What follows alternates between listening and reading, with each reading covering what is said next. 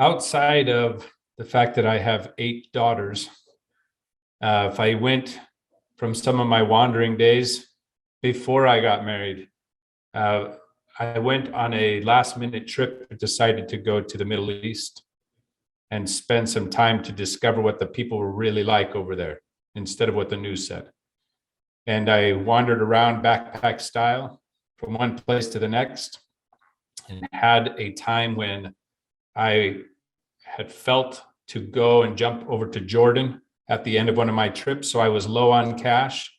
And the way that I traveled like a college student with no money, from hitchhiking to finding ways to hiking through back canyons to make it all the way down into Petra and then back to Jerusalem where I was staying, was an interesting experience. Yasser Arafat's bodyguard was one of my rides that picked me up and had to move over piles of machine guns and ammunition to let me sit in the front seat.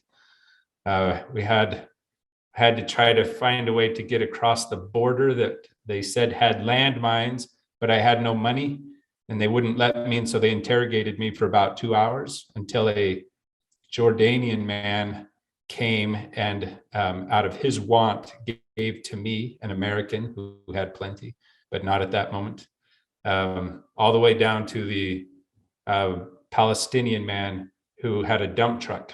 And he said, hey, here's 20 shekels, gave me the money and said, take a sherut, which is like a group taxi. And I said, no, I can walk. I don't need to take your money. He said, no, you keep it. And then he said, jump in the truck. Wouldn't take the money back. And he said, God blessed me with the truck so I could care for my family and others. So when I have, I give. Anyway, he changed my life that day. So there's an interesting story, all to get me back to my little place. I love that. The Middle East is a rather sprawling definition, but it is. Out of the places you spent time there in the Middle East, what's one thing you noticed about it back then that people, these would probably never expect?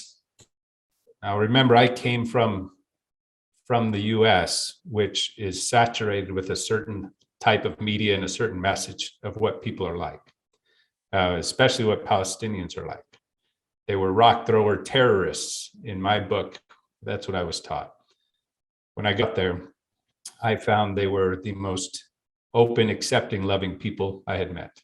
They took me into their homes. They cared for me. They were just wonderful, good people. The Israelis were too. I spent most of my time in Palestine and Israel, but the Israelis were wonderful too. It was the governments that kind of keep all the animosity. And so I was surprised and delighted by how much goodness, kindness there is from people all over, watching out for a stranger like myself. They had no reason to. So many people just brought me in, cared for me, included me. I was there for about 2 months, so it was enjoyable.